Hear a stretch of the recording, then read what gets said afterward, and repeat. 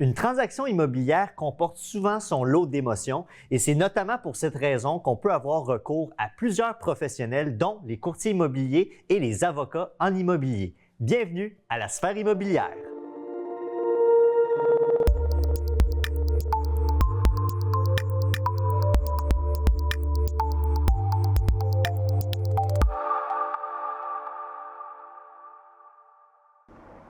Beau temps, mauvais temps, l'immobilier ne prend jamais de vacances. Aujourd'hui, j'ai le plaisir de me retrouver devant les bureaux de l'équipe Levasseur-Levert, courtier immobilier chez Via Capital Partenaires. On s'en va voir comment ça fonctionne, une équipe de courtiers immobiliers. Venez-vous-en.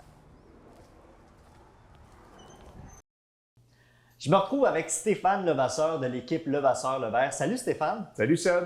Comment vas-tu? Va super bien toi-même? Ça va très bien. Je viens de le dire justement, Levasseur-Levert, ça veut dire que vous êtes une équipe. Il y a plus qu'un courtier immobilier. Vous êtes combien au juste? On est 5 courtiers immobiliers et une adjointe.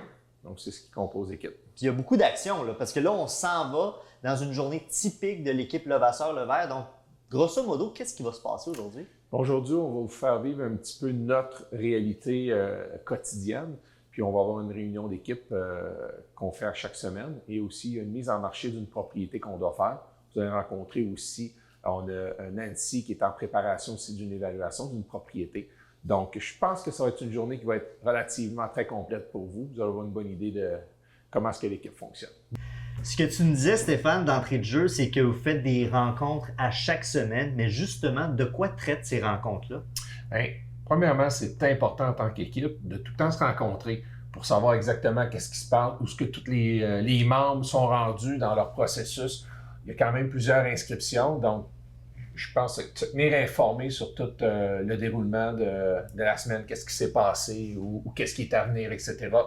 C'est important de se tenir tout le temps au courant. Puis, Tu parles d'inscription, donc ouais. J'imagine que vous accompagnez des acheteurs et des vendeurs. Ça fait partie de l'ordre du jour, j'imagine. Absolument. On va parler beaucoup de les inscriptions à venir. Tout que les acheteurs, souvent les fins de semaine, on fait nos réunions en début de semaine. Les fins de semaine sont souvent très occupées. Des fois, il y a des gens en vacances. Donc, c'est important qu'on puisse vraiment comprendre comment ça s'est déroulé avec tout le monde, là, si ça s'est bien passé, etc.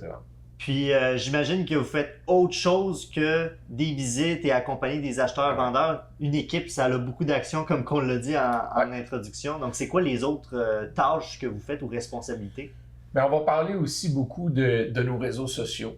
Ça se prépare, il y a des sujets, etc. On essaie d'aller chercher des idées de tout le monde. C'est pas juste moi ou Annie ou Sylvain qui arrive. On veut que tout le monde se sente intégré dans l'équipe. Donc, le volet réseaux sociaux. Exactement, exactement. Et ensuite de ça aussi, les activités. On participe souvent à des activités de commandites, etc. dans notre région. Donc, on va en parler un petit peu pour que tout soit bien préparé. Ben justement, quand on parle d'activités, Annie, quels sont les exemples? Donne-moi un exemple de type d'activité, d'implication que vous faites en tant qu'équipe. Ben, en fait, on fait quand même beaucoup de bénévolat, puis on a des activités de quartier aussi, comme là, cette semaine, on a une épluchette dans notre quartier. OK. Donc, c'est important de redonner, puis pas juste faire de l'immobilier, parce qu'à un moment donné, ça devient peut-être redondant, puis c'est le fun de justement se rapprocher de la communauté. Puis qui sait, peut-être, ça peut ramener peut-être des curieux de l'immobilier. Puis dans des activités comme ça, j'imagine que des gens vont vous poser des questions en tant que courtier. Je connais pas grand monde qui n'ont pas de questions sur l'immobilier, même s'ils n'ont pas d'intérêt à acheter ou vendre. Tout le monde est curieux, tout le monde veut savoir comment le marché va. Donc oui, effectivement, on est tout le temps en interaction avec les clients. Peu importe c'est quoi leur objectif à court, moyen et long terme. OK. Puis en terminant, ben, dans un meeting, je suis sûr que ça parle un petit peu de « Hey, qu'est-ce que tu as fait le week-end? T'es-tu allé voir tel spectacle ou match de hockey ou voyage? » J'imagine qu'on parle un peu de nos vies personnelles. On est des êtres humains d'abord et avant tout. Effectivement, on est comme une famille, donc on est très intéressé de connaître la vie de nos membres et puis de notre famille, de voir exactement comment ça se passe au quotidien, tout le monde. Chacun une réalité différente. Chaque membre a leur propre réalité, donc on se partage beaucoup de faits ou de moments qui peuvent arriver pendant la fin de semaine ou pendant la semaine.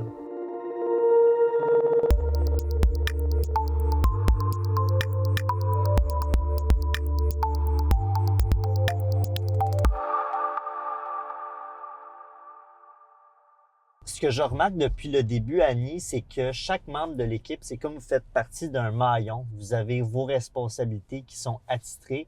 Et si je me trompe pas, corrige-moi si je me trompe, Annie, tu es comme en quelque sorte le premier maillon, donc c'est-à-dire le premier contact avec les clients, n'est-ce pas? Oui, exactement. Dans le fond, oui, je travaille aussi avec les acheteurs, les vendeurs, mais mon rôle premier, je me trouve plus à l'arrière. Donc, quand il y a quelqu'un qui appelle, exemple, au bureau pour vendre sa propriété, c'est moi qui ai le premier contact. Donc, c'est moi qui ai la tâche de rappeler le client, de faire l'accueil de l'information, de rentrer ça dans notre base de données. Comme ça, les courtiers de l'équipe peuvent avoir accès en tout temps. Et puis, lorsque je suis au téléphone avec les clients, j'essaie de voir rapidement quel courtier qui pourrait être le mieux pour la rencontre. Normalement, ceux qui font les rencontres, c'est plutôt Stéphane, Sylvain ou moi. Okay. Mais là, j'ai fait un appel tout à l'heure, puis je verrais bien Nancy pour la rencontre. Puis en plus, ben, c'est tout près de chez elle. Tu te bases sur quoi, justement, pour déléguer, mettons, un dossier client à ce courtier-là spécifique? Tu te bases sur ton instinct? Mon feeling de femme! Ah ouais! OK. Ben en fait, c'est un coup de dé, hein. C'est selon ce que moi j'ai senti au téléphone avec les clients. Okay. Tu sais, on fait tout le même travail, mais on a des personnalités différentes. Puis c'est ça un petit peu qui est l'avantage de travailler en équipe, c'est que chaque client peut trouver le courtier qui va fitter parfaitement avec leur personnalité. OK. Fait que là, tu disais tantôt que tu avais un dossier que tu as transféré à Nancy. Puis j'imagine que tu fais quand même des suivis. Ça veut pas dire que tu as fini ton premier contact puis tu as délégué le dossier, que là, tu n'es plus au courant de ce qui se passe. Oui, exactement. Fait que dans le fond, moi, je sais quand est-ce que son rendez-vous a lieu. Je lui donne quand même un certain moment avant qu'elle écrive ses notes. Puis c'est le fun parce que si, exemple, est en vacances, on doit faire un suivi dans plusieurs semaines ou quelques mois, au moins tous les membres de l'équipe ont accès à l'information qu'elle a écrite. Puis je m'assure aussi que le travail a été fait et bien fait. Tout à fait. Puis là, ben, on s'en va justement vers la mise en marché d'une propriété. Je suis curieux de savoir qui s'occupe de placer les fameuses pancartes sur les propriétés. Oui, les pancartes, ben c'est souvent Stéphane et Sylvain. Oui, moi aussi, j'en mets des pancartes, à moins que ça soit vraiment une pancarte particulière. Là, on a vraiment une équipe qui va l'installer, mais on installe encore nos pancartes. Sauf, c'est ça, comme tu disais, peut-être un gros 4x8, là, on va déléguer ça peut-être à un fournisseur. Parce que exact.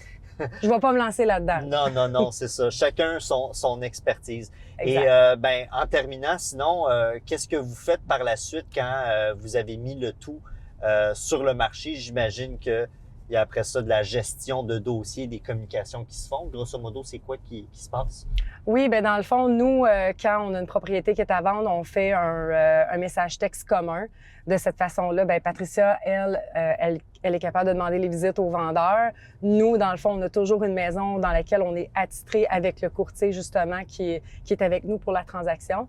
Donc, toutes les demandes de visite vont dans le message texte et on voit qu'on est sûr de rien oublier aussi si la demande a bien été faite et si le client a bien reçu le message.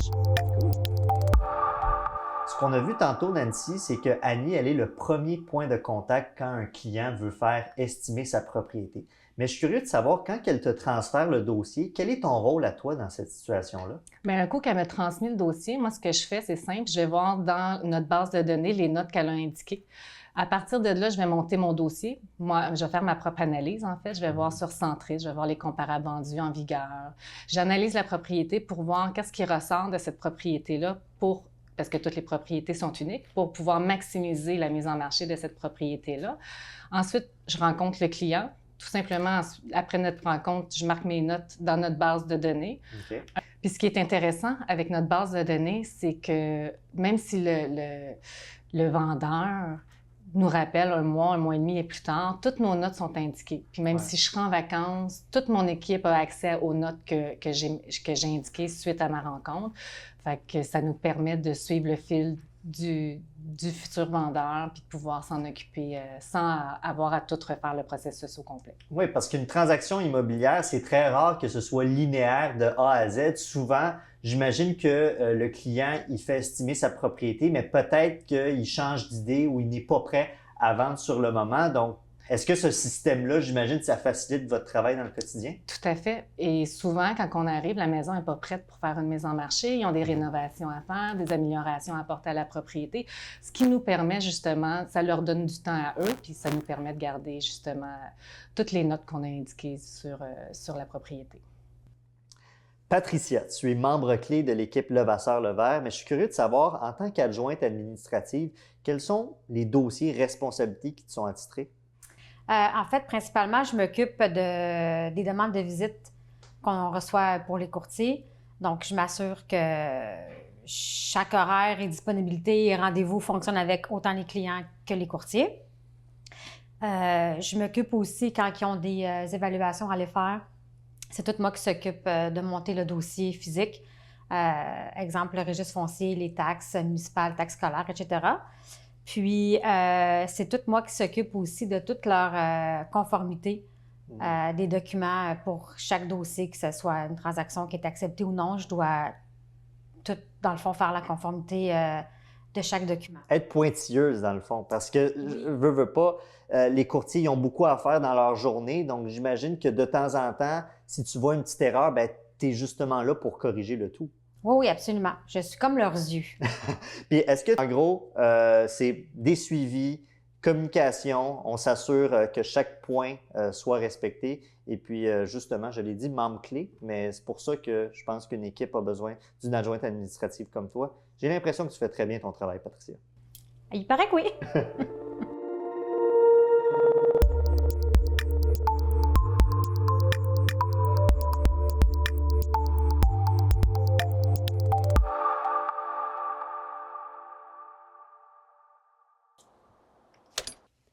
Je me retrouve présentement dans une propriété à vendre par l'équipe Levasseur-Levert et qui de mieux que Naila pour nous parler de la mise en marché parce que si je me trompe pas, ça fait partie de ton rôle en tant que courtier immobilier dans l'équipe de faire la mise en marché. Donc, résume-moi un peu quelles sont les tâches que tu fais. Oui, exactement. Alors aujourd'hui, c'est la prise des photos de notre nouvelle inscription. Je m'occupe de prendre les mesures de toutes les pièces, puis en même temps, je me familiarise avec la propriété. De cette façon, quand les gens viennent visiter, je peux présenter la propriété. Puis avant l'arrivée de la photographe ou le photographe, est-ce qu'il y a des petites choses que tu dois préparer avant la prise de photo? Oui, c'est ça. C'est important qu'on soit présent pour la prise de photo parce qu'on va placer la propriété, un coussin, on va retirer des cadres, des photos de famille pour dépersonnaliser la propriété, pour s'assurer que les photos sortent le mieux possible. OK. Là, tu parlais au début de prendre des mesures. Je pense que la petite manette ou le petit outil que tu as là, ça sert à ça. Donc, comment tu t'en sers? Exactement. Bien, en fait, je fais juste pointer le laser où est-ce que je veux prendre ma mesure et je prends ça en note. Oui, c'est précis. OK, parfait. Puis, est-ce que quand le photographe arrive, tu lui donnes des recommandations ou tu lui donnes carte blanche, tu lui laisses faire son travail? En fait, c'est un travail d'équipe, je dirais. On se parle et pour le placement des rideaux, des stores, c'est un travail d'équipe. Donc, parfois, moi, je vais demander son opinion, il va me demander son opinion, puis pour que la propriété soit le mieux présentée possible. OK. Bien, parlons justement de cette propriété que vous avez à vendre. Ce serait quoi quelques petits conseils que tu donnerais pour, comme tu dis, dépersonnaliser, désencombrer? Est-ce qu'il y a des choses que tu ajusterais dans cette propriété? Ici, il n'y a pas grand-chose que j'ajusterais. C'est sûr qu'on s'assure qu'il n'y a rien sur les comptoirs. On va retirer le grille-pain, on va retirer le papier de toilette, le Kleenex, des trucs comme ça. OK. Puis comme dernière question, Naila, est-ce que vous faites du home staging? J'entends souvent ce terme pour la mise en marché de propriété. Je sais que certains courtiers le font, d'autres non. Ça ressemble à quoi le home staging chez l'équipe Levasseur-Levert? Oui, on peut faire du home staging. Parfois, il y a des propriétés qui sont trop encombrées.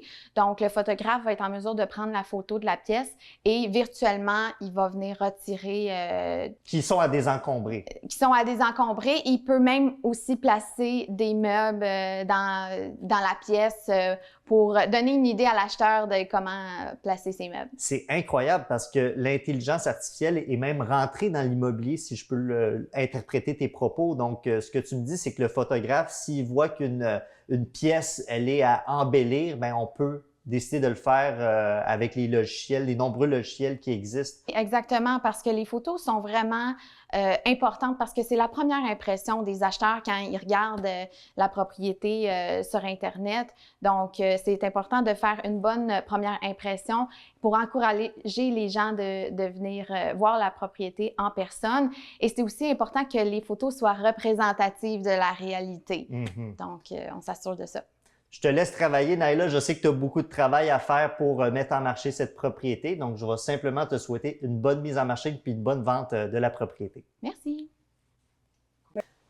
Les courtiers immobiliers ont leur espace bureau, travaillent aussi de la voiture, se déplacent dans de nombreuses propriétés. Mais parlant de propriété, on se retrouve chez les Levasseur. Donc, Stéphane, Annie, on se retrouve chez vous.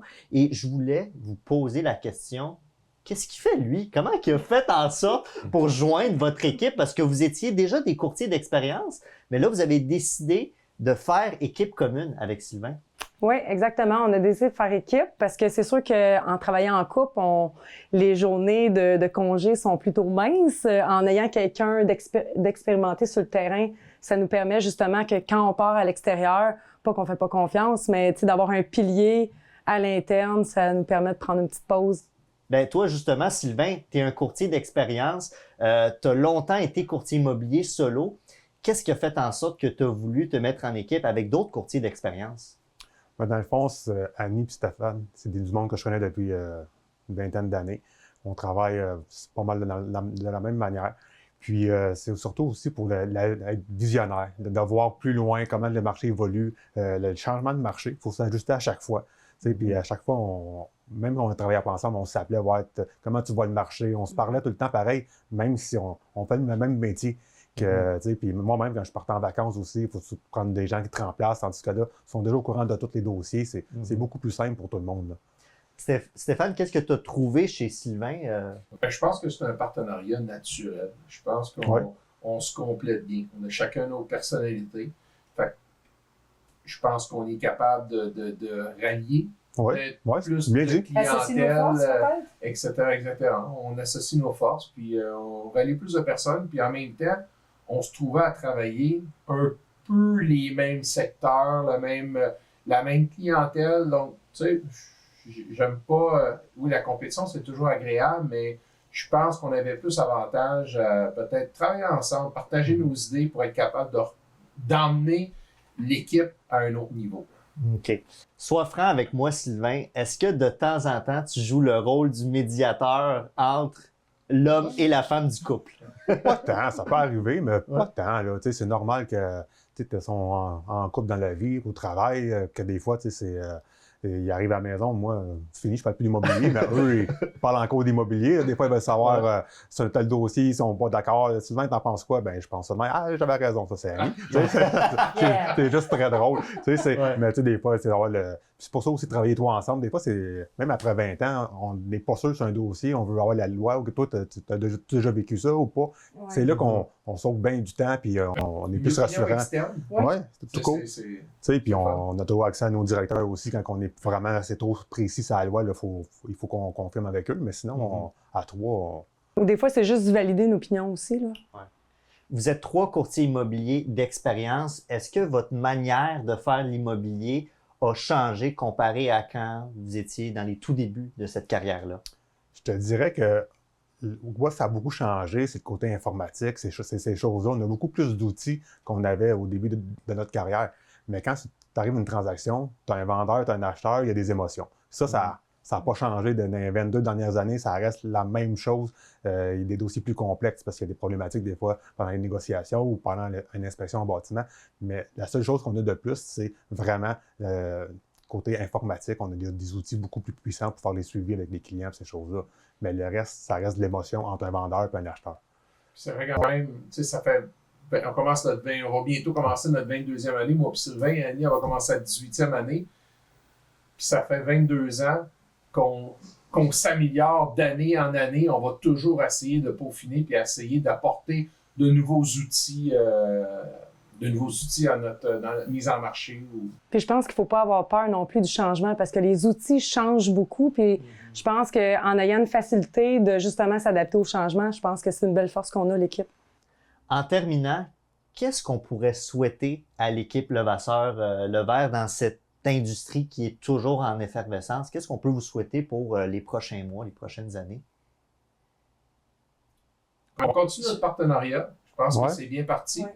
On continue toujours notre évolution. On s'améliore, même après 22 ans, on continue à s'améliorer. On essaye de prendre les bons coups, les moins bons coups. Donc, on essaye de toujours C'est rare. évoluer en tant qu'équipe. J'en plein ça, puis on parle beaucoup avec les autres courtiers aussi, comment ils font aussi, puis ça, puis on n'a pas peur aussi de partager comment on fait, nous, à l'interne, avec d'autres équipes, ces choses-là qu'on aime bien, puis c'est de grandir là-dedans, puis peu importe la bannière, c'est de l'immobilier qu'on fait, là, puis ça va rester toujours de l'immobilier pareil, là. C'est ça qui est important. Ouais. Puis je dirais aussi le plus souvent possible de sortir de notre zone de confort. C'est ça qui va nous faire avancer. Si je peux te permettre de terminer là-dessus sur cette belle note, il y a quelque chose, un mot que je retiens de l'équipe Levasseur-Levert, c'est l'entraide. On l'a vu avec chaque membre de l'équipe, vous vous entraidez. Et puis, ça a été fantastique de vous suivre une journée. Et puis, je vous souhaite le meilleur des succès pour la suite des choses. Merci, Sad.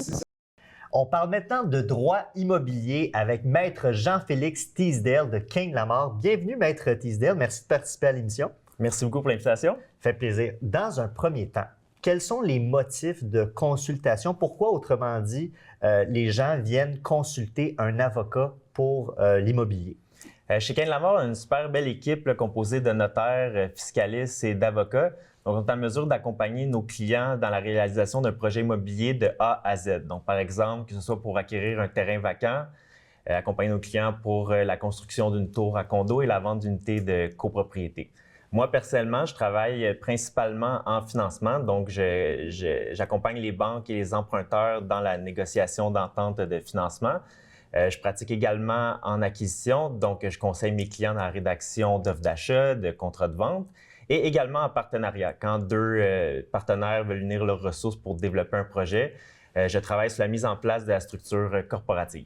OK. Je voulais juste faire un peu un parallèle sur la discussion qu'on a eue avant d'enregistrer derrière les projecteurs. Vous faites du commercial. Donc, j'imagine que c'est des montants plus élevés, des mandats différents que le résidentiel, là.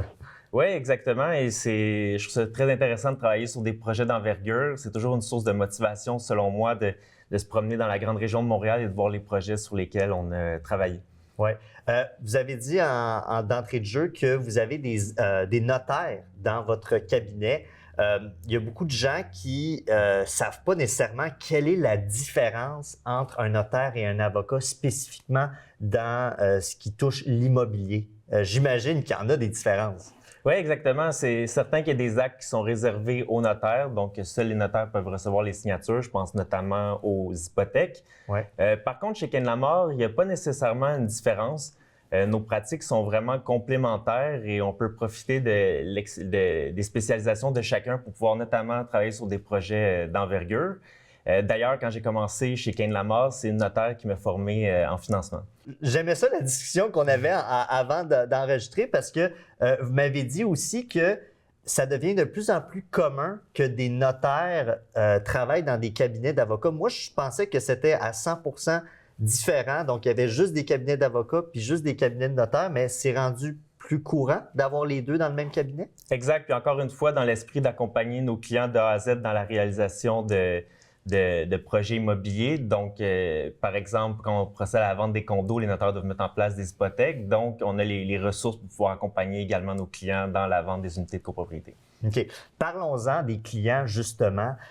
Qu'est-ce qui arrive, pas qu'est-ce qui arrive, mais quels seraient les pièges à éviter autant d'un point de vue acheteur que vendeur pour une transaction immobilière? Est-ce que vous voyez il y a quelque chose qui revient souvent au niveau des pièges, des conséquences qui peuvent arriver dans une transaction? Je crois que le plus important, c'est d'être bien accompagné. Et ce, dès le début de la transaction. Si je vais plus précisément pour les avocats, je crois que c'est très important d'être impliqué dès le début d'un projet immobilier pour qu'on puisse établir un plan de match et déjà identifier les enjeux juridiques qui pourraient se présenter en cours de projet. Donc, je trouve que c'est toujours mieux de travailler en amont là, plutôt que d'être en mode réaction. Donc, ça nous permet, par exemple, de voir s'ils préparent des enjeux avec les autorités municipales pour faire approuver un projet ou encore pour mettre une structure corporative qui fait le plus de sens au niveau fiscal et qui est le plus avantageuse. Donc, je pense que c'est important d'être bien entouré de bons professionnels compétents dès le début de la transaction. Oui, parce que j'ai le feeling, en bon français, de les gens vont consulter un avocat quand il y a un problème. Exact. Alors qu'il faudrait peut-être le consulter dès le début pour éviter ces problèmes-là. Exact. Donc, c'est pour ça de faire un bon plan de match.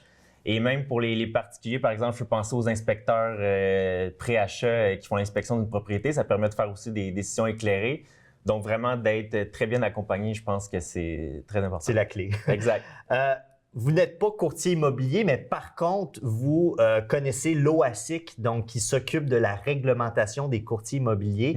Est-ce que les nouvelles lois qui ont passé ces derniers mois, ces dernières années, notamment la double représentation, est-ce que ça a un impact aussi pour les avocats en immobilier? Est-ce que ça change votre manière de travailler ou pas nécessairement? Pas vraiment, parce que le travail d'un courtier versus un avocat est assez complémentaire. Donc, souvent, quand les courtiers participent à une transaction, ils ont déjà fait une grande partie de leur mandat quand on arrive, nous, dans la transaction pour rédiger les contrats. Donc, souvent, les courtiers restent plus en arrière-plan pour assurer le bon déroulement de la transaction. Donc, c'est vraiment des services qu'on offre qui sont complémentaires. OK. D'un point de vue émotion, parce qu'une transaction immobilière, qu'elle soit résidentielle ou commerciale, ça amène quand même son lot d'émotions. C'est beaucoup de sous, c'est beaucoup d'investissements, que ce soit pour monsieur, madame, tout le monde, ou un investisseur ou un entrepreneur. Est-ce que vous, Maître Teasdale, répondez-moi honnêtement, est-ce que vous êtes capable de vous détacher émotionnellement des transactions dans lesquelles vous êtes impliqué? Absolument. Je crois que c'est très important de faire preuve de professionnalisme et de se détacher émotionnellement. En même temps, je pratique en transactionnel, donc on travaille, même si on travaille avec une autre partie dans une transaction, on travaille quand même vers un but commun qui est, somme toute, assez positif, soit l'acquisition d'un immeuble ou autre projet. C'est certain, pour un avocat, par exemple, en litige ou en matière familiale, peut-être que l'aspect émotionnel peut jouer un élément un peu plus important, peut être plus difficile, mais en transactionnel, étant donné qu'on travaille vers un but commun, je pense que c'est plus facile. Et également, en commercial, on fait souvent affaire avec les conseillers juridiques de l'autre partie. Okay. Donc, ça permet un certain détachement des deux côtés, ce qui facilite beaucoup à se détacher émotionnellement.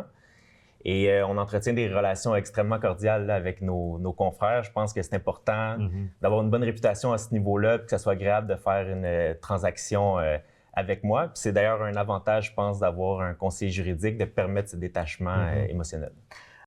Je parlais tantôt de double représentation des courtiers immobiliers. Question qui me vient en tête, est-ce que ça arrive que les deux parties soient représentées par le même cabinet, mais d'autres avocats? Oui, absolument. Donc, on a au niveau déontologique, on doit mettre en place ce qu'on appelle une muraille de Chine là, pour être sûr. On appelle ça muraille de Chine? Exactement. Donc, pour qu'on n'ait pas accès aux informations de l'autre groupe, si on veut. Qui sont confidentiels, évidemment. Exactement, mais ça peut arriver aussi qu'on représente deux parties dans une transaction. Par exemple, en partenariat, les clients nous arrivent avec un plan de match, puis on prépare pour eux les conventions là, qui répondent à leurs critères, à leurs demandes. Donc, ça peut arriver. Encore une fois, on travaille dans un but commun de faire une transaction, donc ça permet de représenter les deux parties pour réaliser un partenariat, par exemple. Oui, puis j'imagine qu'au final, ça paraît peut-être cliché à dire, mais le but, c'est d'être gagnant-gagnant, que les deux parties y trouvent son compte. Exactement. Comme dernière question, Maître Teasdale, c'est une question plus générale, mais pour terminer, quels seraient les critères, selon vous, pour quelqu'un qui se cherche un avocat en immobilier? Donc, je pense que c'est très simple de faire la recherche. Il faut contacter Kane Lamar. mais blague à part, je pense que c'est important de trouver un avocat qui est disponible. Souvent, en immobilier transactionnel, le temps, quand il y a une opportunité qui se présente, le temps est très important. Il faut agir rapidement. Donc, la disponibilité est très importante. Et je crois également que c'est important de trouver un avocat qui comprend sa réalité d'affaires. Souvent, quand il y a un enjeu juridique, la réponse ne se trouve pas nécessairement dans la loi. Donc, je crois que c'est important de jouer également le rôle de conseiller d'affaires auprès de ses clients. Wow! Bien, merci beaucoup, Maître Teasdale, et au plaisir de vous suivre votre jeune carrière. Ça fait quand même 5 ans que vous êtes avocat, mais vous avez encore beaucoup d'années devant vous. Donc, merci beaucoup, Maître Teasdale. Merci beaucoup pour l'invitation. Merci beaucoup d'avoir été des nôtres lors de l'émission. Merci également à nos partenaires. Je vous invite comme d'habitude, d'aller vous abonner sur nos plateformes de réseaux sociaux, notamment la page Facebook et la chaîne YouTube de TV Laval, où vous pouvez notamment y retrouver les autres épisodes. À la prochaine pour la sphère immobilière.